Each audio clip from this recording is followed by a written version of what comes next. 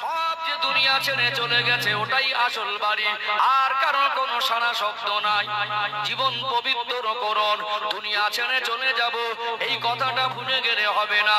আল্লাহ দয়াময় কোরআনুল কারীমে বললেন, ফামাই ইয়ামাল মিসকালা যাররাতিন খায়রান ইয়ারা। ওরে আমার বান্দা বান্দি, মনে রেখে দাও, সামান্য যাররা যদি ভালো কাজ করো, নেক কাজ করো, আমি আল্লাহ তার প্রতিদান যেমন দেব। ওমাই ইয়ামাল মিসকালা যাররাতিন শাররান ইয়ারা। বান্দা বান্দি, সামান্য যদি খারাপ কাজ করো তার হিসাব আমি আল্লাহ বুঝে নেব। এই জীবনের হিসাব আল্লাহ নেবেন কি নেবেন না? মানুষ তৈরি করলো ভিডিও ক্যামেরা, মানুষ তৈরি করলো অ্যান্ড্রয়েড মোবাইল। এই মোবাইলের ক্যামেরার মাধ্যমে মানুষের কথার বয়স, মানুষের হাত নাড়া, পা নাড়া, মানুষের চলন বলন, অঙ্গভঙ্গি যদি মোবাইলের ক্যামেরা করে রেকর্ড করা যেতে পারে, আল্লাহ বান্দা বান্দির নামায় আমালগুলো তিনি রেকর্ড করতে পারেন কি পারেন না? ওটাই হলো নামায় আমাল। কোরআনুল কারীম খুলবেন, 15 নম্বর পারা, পারার 18 নম্বর পৃষ্ঠা, সূরার নাম সূরা আল কাহাফ, আয়াত নাম্বার 49, 49 নম্বর আয়াতে আল্লাহ দয়াময় পরিষ্কার করে দিলেন, বান্দা বান্দিকে জানিয়ে দিলেন, ওয়াউদিয়াল কিতাব ফাতারাল মুজরিমিনা মুশফিকিনা মিম্মা ফি ওয়া ইয়াকুলুনা ইয়া ওয়াইলাতানা মা লিহাযাল কিতাব লা ইউগাদিরু সগীরাতান ওয়ালা কাবীরাতান ইল্লা আহসাহা ওয়া ওয়াজাদু মা আমিলু হাদিরা ওয়ালা ইয়াজলিমু রাব্বিকা আহাদা। আল্লাহ বলছেন, ওয়াউদিয়াল কিতাব, হাসরের ময়দানে বান্দা বান্দির অর্জনকৃত নামায়ে আমাল আমি আল্লাহ তার সামনে খুলে দেব। ফাতারাল মুজরিমিনা মুশফিকিনা মিম্মা ফি। ওই দিন যারা দুনিয়ায় দাপট দেখিয়ে বেড়াতো, আখিরাতের ভয় করত না, জাহান্নামের ভয় করত না, তারা আতঙ্কিত অবস্থায় দেখা যাবে, তাদেরকে আতঙ্কিত অবস্থায় দেখা যাবে। ফাতারাল মুজরিমিনা মুশফিকিনা মিম্মা ফি। তারা আমলনামা পেয়ে আতঙ্কিত হয়ে যাবে। ওয়া ইয়াকুলুনা, আমি আল্লাহ তাদের জবান খুলে দেব। ওয়া ইয়াকুলুনা, তারা বলতে থাকবে, মা লিহাযাল কিতাব, আল্লাহ একই আশ্চর্য নামায়ে আমাল, লা ইউগাদিরু সগীরাতান ওয়ালা কাবীরাতান ইল্লা আহসাহা। ছোট থেকে ছোট, বড় থেকে বড়, যা করেছিলাম হুবহু শব্দ লিপিবদ্ধ করা আছে। ওয়াজাদু মা আমিলু হাদিরা। আল্লাহ বলবেন, বান্দা বান্দি, আমি আল্লাহ একটাও বাড়িয়ে কমিয়ে কিছু করি না, যেটা তুমি করেছিলে ওটাই হাজির করেছি। ওয়ালা ইয়াজলিমু রাব্বিকা আহাদা। তোমার রব কারোর উপরে জুলুম করবে না। অতএব নামায়ে আমাল নিয়ে আল্লাহর সামনে যদি দাঁড়াতে হয়, এই জীবন দুনিয়ায় থাকা অবস্থায় পবিত্র করা লাগবে। জীবন পবিত্র করুন। কবে চলে যাব জানি না। মনটা যদি নরম না হয়, খাবনের কাপড়টা একবার কিনে ঘরে রেখে দেন, একটু খুলে খুলে দেখবেন।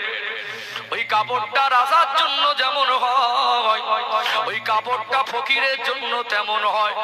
সব খোলা পড়ে থাকবে, ওই 3 টুকরা কাপড় পরিয়ে দেবে। মহিলাদের 5 টুকরা কাপড় পরিয়ে দেবে।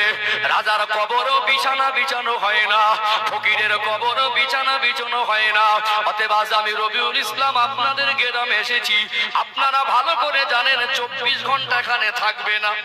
আমি এসেছি মুসাফির, আমি আবার চলে যাব। ঠিক দুনিয়াটা হলো মুসাফির খানা। এতগুলো মানুষ আপনারা এসেছেন, বলেন তো দেখি, আমরা স্বপ্ন দেখি কি দেখি না? স্বপ্ন কতক্ষণ হয়? স্বপ্ন লং টাইম 8-10 ঘন্টা হয়, 2-10 মিনিট, বেশি বেশি 2-10 মিনিট হয়। তারপরে দেখবেন স্বপ্নের ভিতরে মাঝে মাঝে কোনো ব্যথা পেলে, ভয় পেলে, ঘুম ভাঙার পরে আতঙ্কটা কাজ করে। তার মানে কি? ঘুমের মাধ্যমে স্বপ্নের যে জগৎ আছে ওই জগতে ছিলাম। ঘুমের মাধ্যমে স্বপ্নের যে জগৎ আছে, ক্ষণিকের জন্য ওই জগতে চলে গিয়েছিলাম। ওই স্বপ্নের জগৎ থেকে এই জগতে আসবাবি জীবনে, দুনিয়ার জীবনে, হায়াতে জীবনে ফিরে আসতে কতক্ষণ সময় লাগে? 1 সেকেন্ড লাগে। 1 সেকেন্ড। তাহলে একটা জগৎ থেকে আর একটা জগতে আসি, এটা একেবারে পানির মতো পরিষ্কার না? শুধুমাত্র রুহুটা দেহ থেকে ছিন্ন হবে, 1 সেকেন্ডও লাগবে না। কথা কি বুঝতে পারছেন? দেহ থেকে রুহুটা ছিন্ন হবে, 1 সেকেন্ডও ক্ষণেকের মধ্যে লাশ, ক্ষণেকের মধ্যে। এবার আপনারা নিজের জীবনে টানাটানি, এতদিন দুনিয়ায় কাউকে ডেকে চিল্লে কেঁদে বিপদে মুসিবতে সবাইকে পাশে পেয়েছিলেন, কবরে কেউ যাবে? তাহলে কথা এখানে রাগ করা জিনিস না, জীবন পরিবর্তন করার জায়গা, কথা ঠিক না বেঠিক? অনুতপ্ত হওয়ার জায়গা, এখানে বসে বসে জীবনকে পবিত্র করার প্রতিজ্ঞাবদ্ধ হওয়ার জায়গা, কথা ঠিক না বেঠিক? আল্লাহ আমাদের বুঝ দান করেন, হেদায়েত দান করেন, বলেন আল্লাহুম্মা আমিন। চলুন একটু মিথ্যার বিষয় বলে, দরকার আছে না? ও ভাই জানেরা, সোনার মানিক যুবকেরা, আব্বারা মায়েরা, হিংসাকে ত্যাগ করার পাশাপাশি মিথ্যাকে ত্যাগ করতে হবে। আজ গোটা দুনিয়া যেমন হিংসায় ভরে গেছে, তেমনি মিথ্যায় ভরে গেছে না যায়নি। দেখবেন কিছু মানুষের বদ অভ্যাস, সারা দিনের মধ্যে তাকে 2-5টা 10টা মিথ্যা কথা বলতেই হবে, না বললে তার দিন পার হয় না। এই মিথ্যা বলা অভ্যাসটা ত্যাগ করা দরকার আছে না নেই? দুনিয়ারও ক্ষতি, আখিরাতেরও ক্ষতি। কিছু মানুষ তার কর্মের ফলে নিজের ভবিষ্যৎ, দুনিয়াও ক্ষতি করে, আখিরাতও ক্ষতি করে। তার কর্মের ফলে তার দুনিয়ায় আল্লাহর তরফ থেকে লানতের দরজা খুলে নেয়।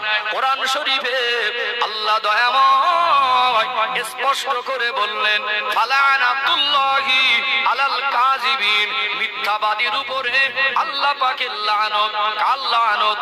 মিথ্যাবাদীর উপরে আল্লাহ পাকের লানত। নবী আমার সোনা জবানে বললেন, মিথ্যা কথা হলো গুনার মা। কিসের মা? মিথ্যা কথা হলো গুনার মা। ও ভাইরা বাবাজিরা, আল্লাহ নবী আর একটা কথা বলেছেন, মুনাফিকের কয়েকটা আলামতের মধ্যে একটা আলামত হলো কথায় কথায় মিথ্যা বলা। আপনি ব্যবসা ক্ষেত্রে মিথ্যা বলতে পারবেন না। আপনি চাষি মানুষ, মাল বিক্রি করতে গিয়ে মিথ্যা বলতে পারবেন না। আপনি কোন ঘটনার সাক্ষী যদি হয়ে যান, বংশের টান টেনে, রক্তের টান টেনে, দলের টান টেনে আপনি মিথ্যা সাক্ষী দিতে পারবেন না। কারোর বিষয়ে শতভাগ না জেনে, শোনা কথা কানে শুনে মিথ্যা প্রচার করতে পারবেন না। এই মিথ্যা কত রকম ভাবে দুনিয়ায় ছেয়ে গেছে, কত রকম ভাবে মিথ্যা শিকার আমরা হয়েছি, একটু বর্ণনা দেওয়া দরকার আছে না নেই? হিংসা যেমন বর্ণনা দিয়েছি, মিথ্যার কথা 4-5টা একটু পয়েন্ট তুলে ধরি। ও ভাইরা বাবাজিরা, একজন ব্যবসায়ী মানুষ, আপনি ব্যবসা করছেন, ব্যবসা করেন, কোনো আপত্তি নাই। ওয়াহাল্লাল্লাহুল বাইআ ওয়া হাররামার রিবা, আল্লাহ দয়াময় ব্যবসাকে হালাল করেছেন আর সুদটাকে হারাম করেছেন। দুনিয়ায় যত বরকত আছে, আল্লাহ পাক 10 ভাগ বরকতকে 9 ভাগ ব্যবসার মধ্যে দিয়েছেন, আর একটা ভাগ সব জায়গায় ভাগ করে দিয়েছেন। অতএব দুনিয়ায় সব থেকে 10 জন ধনী ব্যক্তির নামের লিস্ট যদি গুগলে সার্চ করে দেখেন, গোটা বিশ্বের মধ্যে সব থেকে 10 জন ধনী ব্যক্তিকে দেখবেন, একটাও কেউ চাকরিজীবী নয়, এরা সবকটা ব্যবসায়ী। সবকটা কি? ব্যবসায়ী।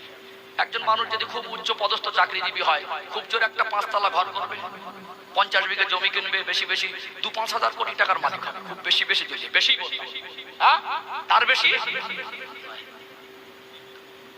20-50 হাজার কোটি টাকার মালিক তার দ্বারা সম্ভব।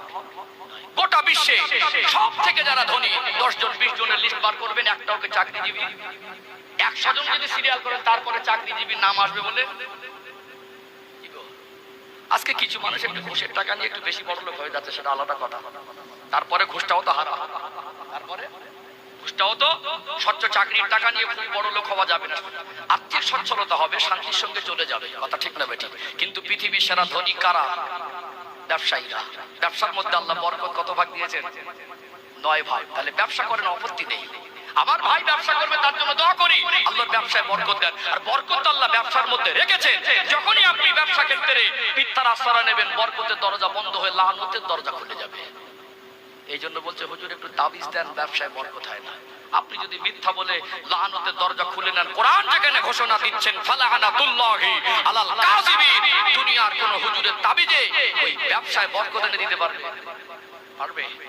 ও ভাই জানেরা, মালদা জেলা, সোনার মানিক যুবকেরা, আব্বারা মায়েরা, ভাইয়েরা, একটু গভীর মনোযোগ দিয়ে শুনুন, কয়েকটা বাস্তব চিত্র তুলে ধরি। একজন সবজি ব্যবসায়ী 8 টাকা কিলো দরে সবজিটা কিনে এনেছে। পাইকারি রেট 8 টাকা, খুচরা বিক্রি হচ্ছে 10 টাকা। খরিদ্দার জিজ্ঞাসা করলো, ভাই কিলো কত? বললো 10 টাকা। বললে 9 টাকা নিলে হয় না? লোকটা যখন চলে যাচ্ছে তখন এই দোকানদারটা বলছে, আল্লাহর কি রেখে বলছি ভাই 9 টাকায় কেনা। কি বলছে? আল্লাহর কি রে 9 টাকায় কেনা। একজন ইমানদার ভাবতে পারে 1 টাকা লাভের জন্য একটা মিথ্যাও বলবে আর আল্লাহর নামের কসম খাবে? হতে পারে না। ইমান চলে গেছে, কথা বলবো না। যাকে তাকে কাফের বলা হট করে যায় না। বিশ্বাস করুন, তবে ইমানটা কতটা দুর্বল হয়ে গেছে এটাই ভাবনা। একটা মানুষের কাছে আল্লাহর থেকে মহান আর কিছু হতে পারে না। ওই আল্লাহর নাম নিয়ে কসম খাবে 1 টাকা লাভের জন্য, এটা হতে পারে? তাহলে আমাদের অবস্থানটা কোন জায়গায়? অহরহ কিরে খাওয়া, কসম খাওয়া, কথায় কথায় কিরে খাওয়া, মিথ্যাও বলে, কসমও খায়, আর জীবনটা কত নোংরা হয়ে গেছে এইটুকু ভাবে না। উপর থেকে মাশাআল্লাহ আমরা ফেরে এসে যদি কেউ একটু বাবু বাবু বলে না, ফুলে কলা ব্যাঙের মতো হয়ে যায়। যদি কেউ একটু বাবু বাবু বলে, সামনে একটু প্রশংসা করে দেয়, তখন মনে হবে যে ভীষণ ব্যাপার। আবার কিছু মানুষ আছে সামনে একটু ভুলটা ধরিয়ে দেবেন, একেবারে মারাত্মক আগুন হয়ে যাবে। কিন্তু আমরা আমাদের চরিত্রকে একটু ভাবিনি, আমাদের চরিত্রের অবস্থানটা কোন জায়গায় এইটুকু আমরা অ্যানালাইজ করার মতো আমাদের সময় বের হয় না। এটা আফসোস, এটা কথা ঠিক না বেঠিক? ও ভাই জানেরা, সোনার মানিক যুবকেরা, আব্বারা ভাইয়েরা, এই ব্যবসায়ীকে আঘাত দেওয়া উদ্দেশ্য নয়, বরং আপনি 1 টাকা লাভ করেন, আপনি ওই লোকটার কাছে মাল নাই বা বিক্রি করেন, মিথ্যা বলাও যাবে না, আল্লাহর নামের কসমও খাওয়া যাবে না। আপনি 1 টাকা যদি লাভ করেন, অন্য খরিদ্দারের কাছে 10 টাকা বিক্রি করে 2 টাকা লাভ করেছেন, ভালো কথা। এই লোকটার কাছে যদি 1 টাকাও লাভ করেন, যদি সত্য কথা বলে সৎভাবে ব্যবসা করেন, আল্লাহ দয়াময় ওই ব্যবসার ভিতরে আপনার বরকত নসিব করে দেবে। জোরে বলুন সুবহানাল্লাহ। আজ বরকত উঠে যাচ্ছে, বরকত কমে যাচ্ছে, দোষটা আমাদের কর্মের দোষ, কি দোষ নয়। ও ভাইরা বাবাজিরা, এই একটা মিথ্যা আর একটা মিথ্যা চিত্র তুলে ধরি। কিছু কিছু চাষি এলাকা, উর্বর জমি, কোন কোন জায়গায় আল্লাহ দয়াময় ওই এলাকায় উপরে রহমত বরকত দিয়েছেন। কোন জায়গায় চাষের ফসল ভালো হয় না, কোন জায়গায় সবজি চাষের উপযোগী জমি আছে না নেই, আছে না নেই। কোন জায়গায় বছরে বাৎসরিক 1 বিঘা জমি প্রতি 30,000 টাকা লিজ পাওয়া যায়, আর কোন কোন জমি 5,000 টাকাও নিতে চায় না। আল্লাহ তো বরকত দিয়েছে, সবজি চাষ করেন, আল্লাহর কাছে হালাল রেজেকে বরকতের দোয়া চান, কিন্তু আপনি বাঁধাকপি বিক্রি করেন, ফুলকপি বিক্রি করেন, পটল বেগুন বিক্রি করেন, বস্তা ভর্তি করে নিয়ে গেলেন, এখন বাজারে বিক্রি করছেন। উপরের স্যাম্পেল গুলো ভালো, ভিতরে কিছু ছাট মাল ঢুকিয়ে দেয়। ক্রেতা এসে বলছে, ভাই এই মালের উপরের স্যাম্পেল তো ঠিক আছে, এখন সন্দেহ হচ্ছে ভিতরের কেমন অবস্থা। ওই লোকটা বলছে, আমি মুসলমান। বলছে, আল্লাহর কি রেখে বলছি ভাই, উপরেও যেমন আর ভিতরেও তেমন। কি বলছে? উপরে যেমন। আচ্ছা, 50 কিলো মাল বিক্রি করতে 2 কিলো ছাট মালটা মেশানো আপনার জরুরি হয়ে গেল? হ্যাঁ, উপরে যেমন আর ভিতরে তেমন, একটা আল্লাহর কি রেখে নিলেন। তো এই 2 কিলো মালের দাম কত? এর জন্য আপনি আল্লাহর দরবার থেকে লানতের দরজা খুলে নিলেন, আপনি একটা কাবিরা গুনাহ করলেন এবং একটা মুসলমানকে ধোঁকা দিলেন। কি দিলেন? ধোঁকা দিলেন। এটা একজন ইমানদারের কাজ হতে পারে না। খুব খুশি, মাল বিক্রি করে আজ লাভ ভালো হয়েছে। কি বলছে? আজ লাভ ভালো হয়েছে, দাম ভালো পেয়েছি, বরকত নেই। ও লানতের দরজাটা খুলে নিয়ে বাড়ি এসেছে। এটা আঘাত দেওয়ার কথা নয়, মানুষের বরকতের রাস্তা দেখিয়ে দেওয়ার কথা। এটা এগুলো আঘাত পাওয়া কথা নয়, এগুলো শরীয়তের কথা। আমাদের জীবনে, আপনার জীবনে একটা ভুল আছে, আমার জীবনে আর একটা ভুল আছে, এটা তো অনুতপ্ত হওয়ারই জায়গা। কথা ঠিক না বেঠিক? আগে জানি একটু, আমি তো শুধু লাইন দিয়ে হিংসার মিথ্যার কথা বলে আসছি, মুসলমানের সম্পর্কের কথাটা একটু হাদিস করেন আলোকে কয়েকটা দৃষ্টান্ত তুলে ধরি, ভালো লাগবে।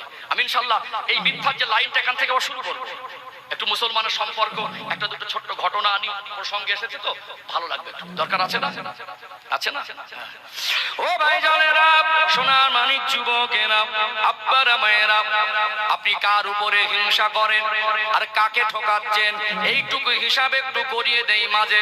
আবার আমি আমার আলোচনার গতিতে আগে যাব। দুনিয়ার মানুষ লক্ষ লক্ষ কোটি কোটি মানুষ আছে, আল্লাহ দয়াময় নয়, এক শ্রেণীর মানুষের আমালে জিন্দেগিতে খুশি। পৃথিবীর জমিনে তারাই বড় সৌভাগ্যবান যারা আল্লাহকে মাননেওয়ালা হয়, নবীকে মাননেওয়ালা হয়। আজকে পৃথিবীর জমিনে আমাদের নসিবটা কত বড়, আল্লাহ দয়াময় আমাদের ঈমান নামক সম্পদ দিয়েছেন। জোরে বলুন সুবহানাল্লাহ। একটা মানুষের জীবনে ঈমানের থেকে দামি আর কিছু হতে পারে না। একটা মানুষের জীবনে ঈমানের থেকে দামি সম্পদ আর কিছু হবে না। মানুষ বলে ঈমান যদি না থাকে ওই লোকটা হলো চির জাহান্নামী। ঈমান যদি থাকে, যারা ঈমান যদি অবশিষ্ট থাকে, আল্লাহ দয়াময় যদি সাজা ঘোষণা করে দেন একদিন না একদিন আল্লাহ জান্নাতে যাবে কি যাবে না। ঈমান খুব দামি জিনিস। আমরা ঈমান পেয়েছি, আমরা ঈমানদার। সারা জীবন মাথাটা সিজদায় নত করে দিয়ে সুবহানা রাব্বিয়াল আলা, সুবহানা রাব্বিয়াল আলা, সুবহানা রাব্বিয়াল আলা, শুধু খাওয়ার পেশাব পায়খানা বাদে যদি সারা জীবন সিজদায় পড়ে পড়ে আল্লাহ তাসবিহ করি, ঈমান পেয়েছি এর শুকরিয়া আদায় করে শেষ করতে পারবো না। আল্লাহ ঈমান নামক সম্পদ দিলেন। ও ভাইরা বাবাজিরা, আল্লাহ আমাদের কত সম্মান দিলেন। আজ গোটা বিশ্বের ঈমানদার মুসলমানকে আল্লাহ দয়াময় একটা সম্পর্কের মধ্যে আবদ্ধ করে দিয়েছেন। আল্লাহ নবী যদি হিজরত করে মক্কা জমিন থেকে মদিনায় গেলেন, মদিনা জমিনে কিছু আমার নবীর সাহাবা ছিলেন কি ছিলেন না। একটা পরিবারে 5 জন 6 জন সদস্য, এর মধ্যে একজন ঈমান এনেছেন, বাকিরা তখন ঈমান আনে নাই। সাজানো ঘর বাড়ি, বাবার কোনো অভাব নেই, ঘরে সুন্দরী বিবি, ফুটফুটে সোনার মানিক, কলিজার টুকরা বাচ্চাগুলো ঘরে। আমার নবী চলে গেছেন, কার জন্য মক্কায় থাকবো? বিবির মায়া থেকে গেলেন না, বাচ্চার মায়া থেকে গেলেন না। অর্থবিত্ত সম্পদ সব কিছু ত্যাগ করে কোথায় খাবো কোথায় থাকবো ওটা বড় নয়, আমার নবী যেখানে ওখানেই চলে যাব। আমার নবী ছাড়া থাকতে পারবো না। কত ভালোবাসা বলে, কেমন মহব্বত বলে। কেউ বা বাবা মা ছেড়ে, কেউ বা বিবি ছেড়ে, কেউ বা সম্পদ ছেড়ে, কেউ বা ঘর বাড়ি ছেড়ে, কেউ বা সুখ শান্তি জীবন ছেড়ে নবীর কাছে ছুটে চলে গেলেন। হিজরত করে যারা গিয়েছিলেন এদেরকে মুহাজির সাহাবী বলা হয়। মদিনা সাহাবীদের আনসার সাহাবী বলা হয়। মুহাজির অর্থ হিজরতকারী, আনসার অর্থ হলো সাহায্যকারী। ও ভাইরা বাবাজিরা, আল্লাহ নবী এই সাহাবাদের নিয়ে তখন বসে আছেন মদিনার জমিনে। মক্কা সাহাবারা গিয়ে হাজির হলেন। আল্লাহ নবী তাদের নিয়ে সান্ত্বনা দিতেন। নবী নিজের ঘর আগে বানায়নি, নিজের বাড়ি আগে বানায়নি। অসহায় অনাথ কিছু সাহাবী ছিলেন, এদের জন্য আগে আসহাবে সুফফা নির্মাণ করলেন। ওই আসহাবে সুফফা নিজে চোখে আমরা দেখে এসেছি হাজী সাহেবরা, কথা ঠিক না বেটি? ওই আসহাবে সুফফা আমার নবীর ঘর বানানোর আগে ওটা হলো। নবী আমার সাহাবাদের নিয়ে বসে আছেন। আল্লাহর কোরআনুল কারীমের আয়াত নাযিল হয়ে গেল, ইন্নামাল মুসলিমুনা ইখওয়া। আল্লাহ নবী খুশি হয়ে গেলেন, কোরআনের কারীমের আয়াত শোনাতে লাগলেন, ইন্নামাল মুসলিমুনা ইখওয়া, নিশ্চয় মুমিন মুমিনে পরস্পরে ভাই ভাই। গোটা মদিনার মসজিদে নববী শরীফে খুশির জোয়ার উঠে গেল। জোরে বলুন সুবহানাল্লাহ। ভাই ভাই সংখ্যায় বেশি হলে খুশি বেশি হয় না? খুশি বেশি হয়। আমাদের কাছে দুনিয়ার আসবাবটা বড়, তাদের কাছে আখিরাতটা, তাদের কাছে আখিরাতটা বড়। তখন মুসলমান সংখ্যায় কম, তখন মুসলমান সংখ্যায় কম। আল্লাহ নবী যখন এই আয়াতের বর্ণনা দিলেন, ইন্নামাল মুসলিমুনা ইখওয়া, একজন মুসলমান আর একজন মুসলমানের ভাই, মসজিদে নববী শরীফে খুশির জোয়ার। মদিনাবাসী বলল, ইয়া রাসূলুল্লাহ, ওরা তো আজ থেকে আমাদের ভাই। আল্লাহ যখন বলেছেন ভাই, তাহলে আমাদের ভাই বলে গ্রহণ করতে হবে। একজন সাহাবী বলতেন, হুজুর আমার ঘরের 2টা রুম আছে, আমার যখন ভাই আল্লাহ সম্পর্ক করে দিয়েছেন সবকিছু ছেড়ে আমার আল্লাহর জন্য আর আপনার জন্য এরা সর্বস্ব ত্যাগ করে এসেছে, অন্তত ভাই হিসাবে ভাইয়ের পাশে দাঁড়ানো আমার কর্তব্য। একটা রুম আজ থেকে আমি একটা ভাইকে এমনিই দিয়ে দিলাম। জোরে বলুন, জোরে বলেন, একটু প্রাণ ভরে বলেন। আরেকজন সাহাবী মদিনা সাহেব, হুজুর আমার ঘর তো বেশি নেই, আমার ফ্যামিলি বড়, আমার কামরা বেশি নেই, আমার খেজুরের বাগান আছে, আমি অর্ধেকটা বাগান একটা ভাইকে ছেড়ে দিলাম। বলুন সুবহানাল্লাহ। কোন কোন কিতাবে যে এমন সাহাবী উক্তি করেছেন, হুজুর আমার বিবি 2টা আছে। মানুষ দেখবেন এখানে একটা কথা বলবো, একটু টাইম লাগবে না, ভাইটাল পয়েন্ট, একটা কথা বলা দরকার আছে। সব দিন সব কথা আসে না, আর সব লাইন ধরে একদিন চেষ্টা করে বলা যায় না। একটা প্রসঙ্গ এখানে বলবো ইনশাআল্লাহ। একটু দরুদ শরীফ আল্লাহুম্মা।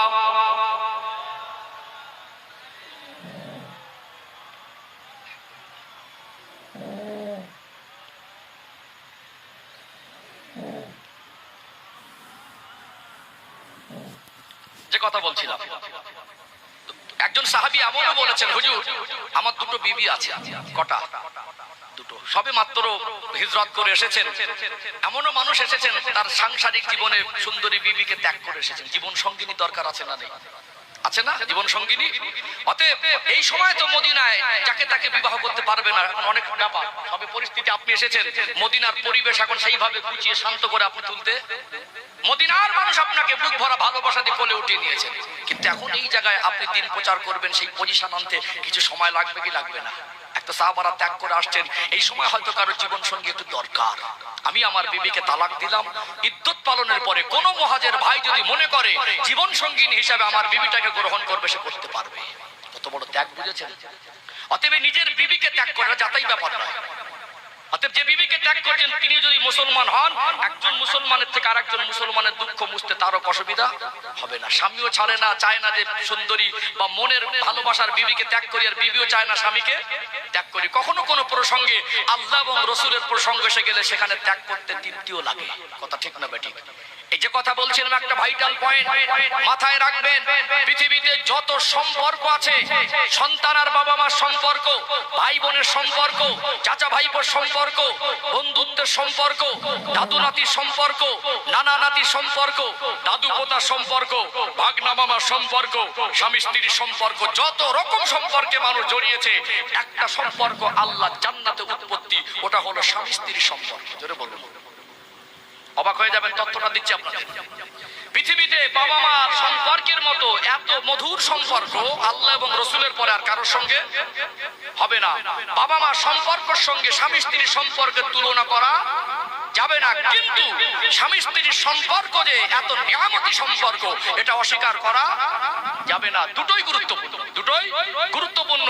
দেখবেন আল্লাহ নবী সাল্লাল্লাহু আলাইহি সাল্লাম তিনি বলেছেন, দুনিয়াতে স্বামী স্ত্রীর সম্পর্ক এমন মধুর সম্পর্ক, স্বামী স্ত্রী যদি চায় কুড়ে ঘরেও অভাবের দিনেও অভাবের বৃদ্ধ থেকেও স্বামী স্ত্রীর সুখ শান্তির জীবন পার করতে পারে। জোরে বলুন। আল্লাহ নবী আদম আলাইহিস সালামকে আল্লাহ জান্নাতে বানালেন প্রথম একজন মানুষ। কজন মানুষ? জান্নাতি নিয়ামত সব খাচ্ছেন, সব উপভোগ করছেন, কিন্তু আল্লাহ জান্নাতি নিয়ামত খেয়েও মন খুশি না।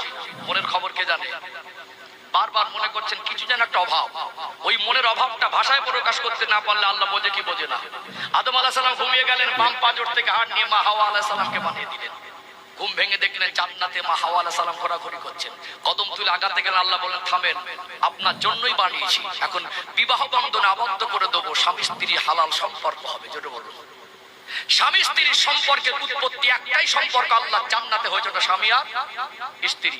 মাথায় রাখবেন, বাবা মার সম্পর্ক যেমন গুরুত্বপূর্ণ, বাবা মার সম্পর্কের সঙ্গে যেমন স্বামী স্ত্রীর সম্পর্ক তুলনা করা যায় না, ঠিক একজন পুরুষ স্বামী ছাড়া তার জীবনটা পরিপূর্ণ জীবন হতে পারে না। আপনি যদি পৃথিবীর এক নম্বর ধনী মানুষ হন, আর আপনার বাবার মা যদি গোটা পৃথিবীতে যত বাবা মা আছে তারা সবাই মিলে যে ভালোবাসা সন্তানকে বাসে, কোন বাবা মা যদি দাবি করে পৃথিবীর সব বাবা মায়ের ভালোবাসা আমার ভালোবাসা তার থেকে বেশি হবে, অতটা বেশি ভালোবাসা দিও 25-30 বছরের একজন নওজোয়ান তরুণ যুবক একটা পুরুষের জীবনের শান্তি বাবা মা পরিপূর্ণ দিতে পারবে? স্ত্রী ছাড়া জীবন চলবে? পৃথিবীর সেরা ধনী হন, পৃথিবীর সেরা রাষ্ট্রপতি হন, পৃথিবীর সব থেকে দামি দামি সম্পদের মালিক হন, আপনার বাবা মা যদি মনে করে পৃথিবীর সব বাবা মার থেকে বেশি ভালোবাসে, তারপরে আপনার জীবন স্ত্রী ছাড়া অচল। মাথা খারাপ হয়ে যাবে, আদা পাগলা হয়ে যাবে, যাবে না। আল্লাহ সৃষ্টিগত বৈশিষ্ট্য, মহিলার পুরুষের শরীর একজন আর একজনের সঙ্গে আকর্ষিত হয়। কথা ঠিক না বেঠিক? আল্লাহ সৃষ্টিগত বৈশিষ্ট্য, একটা মানুষ তার জীবন পবিত্র রাখতে গেলে আল্লাহ সৃষ্টিগত বৈশিষ্ট্যের দিক থেকে তার জীবন সঙ্গী অতি জরুরি। কথা ঠিক না বেঠিক? অতএব সম্পর্ক আল্লাহ নিয়ামতি সম্পর্ক, আমরা সম্পর্কের পবিত্রতা নষ্ট করি, আমরা একটা সম্পর্ক বজায় রাখতে গিয়ে আরেকটা সম্পর্ক শেষ করি, এটা দুঃখজনক। বাবা মার যেটা হক সেটা দেখতে হবে, স্ত্রীর যেটা হক সেটা দেখতে হবে। যে কথা বলছিলাম আল্লাহ আমার স্মৃতি ঠিক রেখেছে, প্রায় কথাটা আমি বলে থাকি। তো যেই কথা বলছিলাম, আল্লাহ নবী যখন বললেন, আল্লাহ পাক কোরআন শরীফের আয়াত নাজিল করে দিলেন, ইন্নামাল মুসলিমুনা ইখওয়া, নিশ্চয়ই একজন মুসলমান আর একজন মুসলমানের ভাই। সাহাবারা খুশির জ্বর, কি ত্যাগ করলেন, একে বলে ভাই ভাই। নবী বলেছেন আসহাবিকাল নুজুম বিআইহি ইক্তাদাইতুম ইহতাদাইতুম, আমার এক একটা সাহাবা নক্ষত্রের সমতুল্য। কোন একজন সাহাবার জীবন আদর্শ ফলো করলে হেদায়েত পেয়ে যাবে। জোরে বলুন, তাদের জীবনটা নক্ষত্রের মতো। কি ত্যাগ বলে! ভাইয়ের জন্য খেজুর বাগান ছেড়ে দিলেন, মুহাজির ভাইয়ের জন্য নিজের সম্পত্তির অর্ধেক ছেড়ে দিলেন, ঘরের অর্ধেক ছেড়ে দিলেন। কোন কোন সাহাবী একটা বিবিকেও ত্যাগ করে দিলেন, ভাই যাতে সুখে থাকে। আমরা মায়ের পেটের ভাই, আব্বা অসুস্থ, আব্বাকে ডাক্তার দেখাতে নিয়ে যাবার নাম করে রাস্তার ধারে জমিটা ভাই বোনকে বঞ্চিত করে নিজের নামেই লিখে দিয়েছে। ঠিক বললাম না ভুল বললাম? গরিব মানুষ, কথা ধরার নেই, ক্ষমতা নেই, ওই গরিব মানুষের জায়গাটা জোর করে 4 হাত ঠেলে রেখেছে। প্রতিবাদ করতে তোকেই গলা ধাক্কা দিতে, আবার বলে তোকে দেখে নেবো। আছে না নেই? সম্পর্ক রাখতে পেরেছি? আল্লাহ সিদ্ধান্ত করে দিয়েছেন একজন মুসলমান আর একজন মুসলমানের ভাই, ভাই ভাইয়ের সুখে দুঃখে থাকবে। নবী বর্ণনা দিচ্ছেন। আর একটা পয়েন্ট এখানে বলি, দরকার আছে আর একটা পয়েন্ট এখানে বলি। বুঝতে পারছেন আলোচনা? বুঝতে পারছেন নাকি? প্রতিষ্ঠা হচ্ছেন নাকি? যাই হোক, তারপর আমার মনে হয় সবার মন তুলতে পারবো না। আরে মন তোলার ব্যাপার না, 3 প্রচারের ব্যাপার। কি আমি যদি আপনাদের মন তোলার জন্য বলি অসুবিধা আছে? এটা 3 প্রচারের ব্যাপার। শরিয়াতে সঠিক বার্তাগুলো সঠিকভাবে পৌঁছে দেওয়ার ব্যাপার। কথা ঠিক না? আজ কিছু অযোগ্য ব্যক্তিদের জন্য ইসলামের বদনাম। আমার ভাষা ভঙ্গি শব্দচয়ন কথা যদি সুন্দর না হয়, ইসলাম যেভাবে বলেছেন সেইভাবে যদি আমি তুলে না ধরি, অনেক সময় রিয়াকশন হবে। কথাগুলো এখন সোশ্যাল মিডিয়ায় ভাসে, ফেসবুক ইউটিউবে যখন লাইভ চলে, তখন ভিন্ন ধর্মের কোনো ভাই বা শিক্ষিত মানুষ, হাই এডুকেটেড পার্সনরা দেখতে পারে। আমার ভাষা ভঙ্গি যদি খারাপ হয়, বলবে এরা যদি ধর্ম প্রচারক ধর্মগুরু এরকম হয়, এটা ধর্মটাই মনে হয় জঘন্য। আমার কথার দ্বারা ধর্মের প্রতি আঘাত আসবে, এটা দুঃখজনক। কথা ঠিক না বেঠিক? এই জন্য সবসময় সব দিক খেয়াল রেখে একটু গুছিয়ে কথা বলতে হয়। তারপরে মনে নেবেন, অনেক সময় কিছু জিনিস ভালো না লাগলেও গ্রহণযোগ্যতার প্রয়োজনে গ্রহণ করতে হয়। কথা ঠিক না বেঠিক? ঔষধ কি ভালো লাগে নাকি? হ্যাঁ উদান না? ঔষধ কি খেতে ভালো লাগে? খাই কিসের জন্য? প্রয়োজনে। অনেকের জন্য হয়তো আপনার মন চাইছে হুজুর এইভাবে না বললে ওইভাবে বললে ভালো হয়, কিন্তু এখানে দেখুন আমি প্রয়োজনই তো বলছি কিনা, সেটা আপনার সেটা আপনার গ্রহণ করতে হবে। এটাই হলো মূল কথা। কথা কি বুঝতে পারছেন? বুঝতে পারছেন ভাইরা? ডান দিকে ভাইরা কতটা আছে? আছেন সবাই? মাশাআল্লাহ। আমার বাবাজিরাও অনেক আছেন, বয়স্ক মানুষ। আল্লাহ আপনাদের হায়াতে বরকত দান করেন, বলেন আল্লাহুম্মা আমিন। কষ্ট করে বসে থাকা মানুষ রাত জেগে তো এভাবে কষ্ট। যাক, প্রতিদান আল্লাহ দেবেন, আমি প্রতিদান তো দিতে পারবো না, সান্ত্বনা দিচ্ছি। প্রতিদান দেবেন কে? আল্লাহ যেন আপনাদের এই বসাকে, আমার বলাকে কবুল করেন, বলেন আল্লাহুম্মা আমিন। ও ভাই জানেরা, মালদা জেলার সোনার মানিক যুবকেরা, আব্বারা মায়েরা, যে কথা বলছিলাম, হিংসা করি কার উপরে, মিথ্যা বলি কার সঙ্গে, মিথ্যা বলে ঠকাচ্ছি কাকে? একজন মুসলমান আর একজন মুসলমানের ভাই, এই সম্পর্ক আল্লাহ দয়াময় ঠিক করে দিয়েছেন না দেননি? আর একটা পয়েন্ট তুলে ধরি। আল্লাহ নবী হিজরত করে মদিনা শরীফে গেলেন। একটা বছর ঘুরতে না ঘুরতে আল্লাহ নবীকে একটা যুদ্ধের সম্মুখীন হতে হয়েছিল। ওই যুদ্ধটা হলো ইসলামের ইতিহাসে প্রথম যুদ্ধ। ওটা হলো বদরের যুদ্ধ। সাহাবাদের সংখ্যা ছিল 313 জন, সৈন্য সংখ্যা 313 জন। মোটামুটি এভারেজ করে 500 মতো সাহাবার সংখ্যা হতে পারে। সবাই হয়তো যুদ্ধের ময়দানে যায়নি, কিছু বৃদ্ধ মানুষ থাকতে পারে, কিছু অসুস্থ মানুষ হয়তো ছিলেন, কিছু ছোট ছোট বাচ্চা হয়তো ছিলেন। সাহাবাদের সঙ্গে নিয়ে জিহাদের ময়দানে গেলেন তখন 313 জন। কতজন? 313 জন। আল্লাহ নবী জীবনে একবার হজ করেছেন, এটা আমার নবীর জীবনের শেষ হজ, আর সুযোগ হয়নি। নবী আমার নবম হিজরিতে হজ করেছিলেন, দশম হিজরিতে আল্লাহ নবীর ওফাত হলো। নবম হিজরিতে আল্লাহ নবী যখন আরাফা ময়দানে জাবাল রহমত পাহাড়ের পদদেশে আল্লাহর হাজী বান্দাদের সামনে রেখে খুতবা প্রদান করছিলেন, আল্লাহর নবীর সঙ্গে সাহাবাদের সংখ্যা ছিল 1.25 লক্ষ, অর্থাৎ 1,25,000-এর মতো সাহাবা। জোরে বলুন সুবহানাল্লাহ। বুঝতে পারছেন? এই 10 বছরের ব্যবধান। প্রথম বছরে গিয়ে যুদ্ধের ময়দানে যাচ্ছেন 313 জন, নবম হিজরিতে নবী আমার জাবালে রহমত পাহাড়ের পদদেশে নবী খুতবা দিচ্ছেন, হজের খুতবা বয়ান দিচ্ছেন, বক্তব্য রাখছেন। 1,25,000-এর মতো সাহাবা, জোরে বলুন আল্লাহর নবী হুজুর আমার ওই দিন বারবার বলছিলেন আলবিদা আলবিদা আলবিদা। বাবারা, হতে পারে এটা আমি রাসূলুল্লাহ জীবনের শেষ বিদায়। আল্লাহ আবার আমায় হায়াতে রাখবেন, আবার হজ করতে আসবো, আবার আপনাদের এত মানুষকে নিয়ে সামনে কথা বলবো, আর সুযোগ নাও হতে পারে। নবী ওই দিন এত দামি দামি কথা বলেছিলেন। আজ যারা ইসলাম নিয়ে গবেষণা করছে, আমার নবীর ওই বিদায় হজের ভাষণের ভিতরে এত সাজানো গোছানো গুরুত্বপূর্ণ কিছু কথা ছিল। আজ যারা ইসলামকে নিয়ে গবেষণা করছে, তারা দাবি করছে শুধুমাত্র বিদায় হজের ভাষণটা নিয়ে যদি কোন রাষ্ট্রের যদি সংবিধান করে দেওয়া হয়, ওই রাষ্ট্রের ভিতরে শান্তি কায়েম হয়ে যাবে। জোরে বলুন সুবহানাল্লাহ। কত দামি দামি কথা বলেছিলেন। আল্লাহ নবী যে বিদায় হজের ভাষণ দিয়েছিলেন, ও ব্যাখ্যা অনেকটা লম্বা, আমি একটা দুটো পয়েন্ট তুলে ধরছি। নবী আমার বলছিলেন, বাবা সাহাবীরা, আজ দিনটা কোন দিন? সাহাবারা জানতেন তো হজের দিন। ইয়া রাসূলুল্লাহ, ইয়া হাবিবাল্লাহ, আপনি তো জানেন। আল্লাহ নবী ঘুরিয়ে বললেন, এটা কি হজের দিন নয়? হ্যাঁ ইয়া রাসূলুল্লাহ। আল্লাহর নবী আবার ঘুরিয়ে বললেন, বাবা সাহাবারা, এটা কোন মাস? কথার লাইন তো ক্লিয়ার। সাহাবারা জানতেন তো হজের মাস। নবী কত সুন্দর করে কথা বলছেন, ও বাবা সাহাবীরা, এটা কি হজের মাস নয়? হ্যাঁ ইয়া রাসূলুল্লাহ, এটা হজের মাস। আল্লাহ নবী ঘোষণা দিচ্ছেন, হজের দিন যেমন মহান, হজের মাস যেমন মহিমাপূর্ণ, আল্লাহর কাবা ঘর যেমন পবিত্র, আমি রাসূলুল্লাহ এখান থেকে ঘোষণা দিলাম, প্রত্যেকটা মুসলমানের সম্মান, সম্পদ আর রক্ত ওই রকম পবিত্র। জোরে বলুন সুবহানাল্লাহ।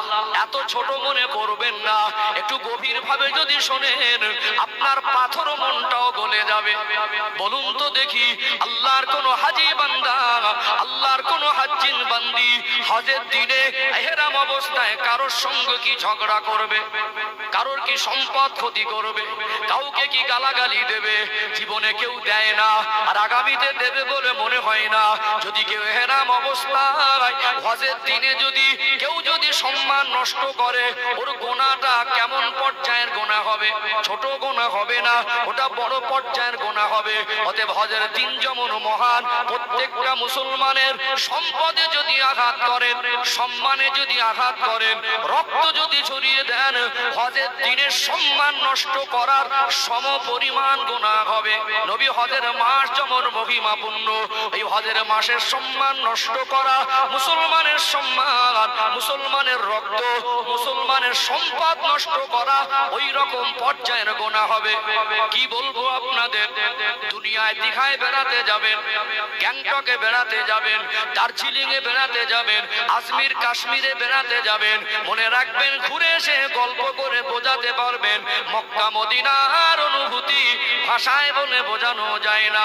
আল্লাহর কাবা ঘর, আল্লাহ এত নিয়ামত করেছেন, শুধু বান্দা বান্দি আল্লাহর কাবা ঘরের দিকে তাকিয়ে দেখলে আল্লাহ খুশি হয়ে 20টা রহমত নাজিল করেন। জোরে বলুন সুবহানাল্লাহ। আল্লাহর কাবা ঘর, ওই জায়গায় সব সময় 120টা রহমত নাজিল হচ্ছে। কটা? 120টা।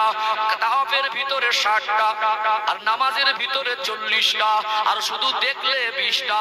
এই 40 আর 20 60, আর তাওয়াফের মধ্যে 60, 120টা রহমত অটোমেটিক নাজিল হয়। দুনিয়ার মানুষ বিবিকে ছেড়ে যাওয়ার সময় তো কাঁদে না, বাবা মাকে ছেড়ে যাওয়ার সময় তো কাঁদে না, বাচ্চাকে ছেড়ে যাওয়ার সময় তো কাঁদে না, আল্লাহর কাবা ছেড়ে আসার সময় যেমন চোখ থেকে পানি আসে। শুনতাম বিদায় তওয়াফ, শুনতাম বিদায় তওয়াফের কান্না। যেদিন আল্লাহ আমাকে নিয়ে গেলেন, সেদিন মনে হলো মানুষের চোখে এত পানি কোথা থেকে আসে।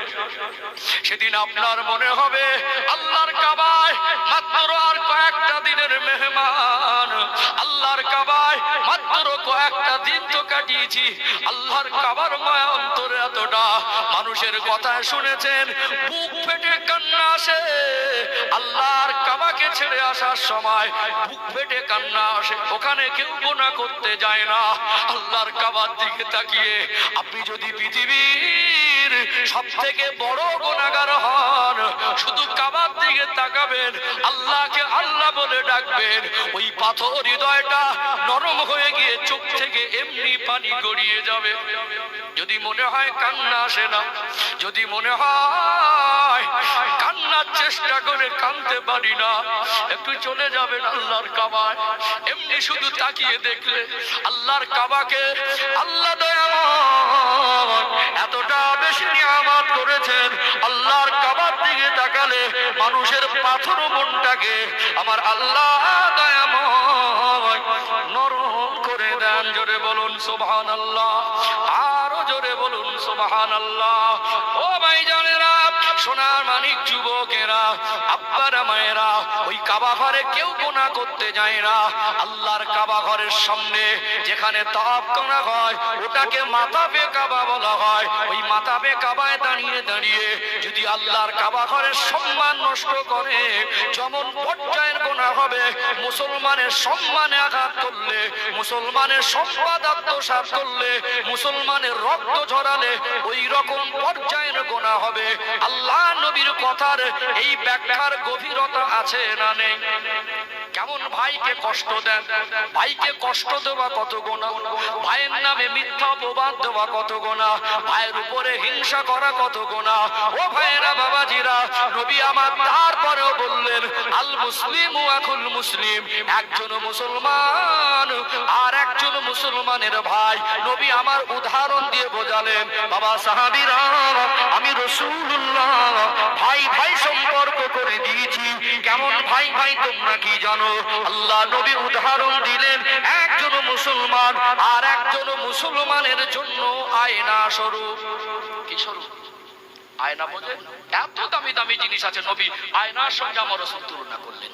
একটা মানুষ কান্নারত অবস্থায় আয়নার সামনে দাঁড়ালে নিজের ছবি, কান্নারত ছবি আর আয়নার ছবির মধ্যে কোনো পার্থক্য? হাসতে হাসতে আয়নার সামনে দাঁড়াবেন, নিজের হাসির ছবি আর আয়নার ছবির মধ্যে কোনো পার্থক্য থাকে না। তাহলে মুসলমানের দুঃখে দুঃখিত হতে হবে, ব্যথিত হতে হবে, মুসলমানের হাসিতে হাসতে হবে, মুসলমানের সুখটাকে সহ্য করা শিখতে হবে, তবেই হবে প্রকৃত মুসলমান। আমাদের ভিতরে সম্মান করার জিনিসটা তো গেছেই গেছে। এখন সব 440 ভোল্টেজ, কেউ কারোর দাম দেয় না।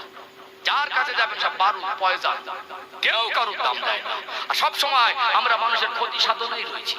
কি গো, উপকার করতে না পারলে অন্তত ক্ষতি করুন, একটা প্রবাদ বাক্য আছে।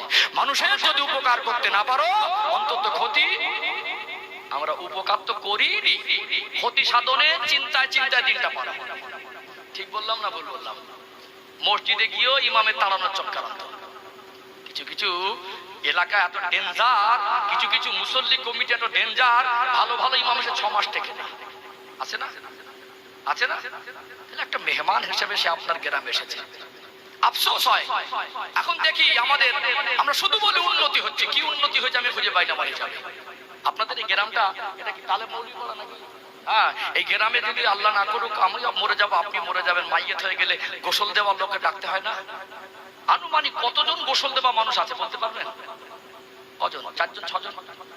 হ্যাঁ না, 4 জন 6 জন, 20 জন খুঁজে পাবেন না। ওই 4 জন যে মরে যায়, ওই 4 জন, ওই 6 জন। আল্লাহ না করে কোথাও গিয়ে আটকে যায় না।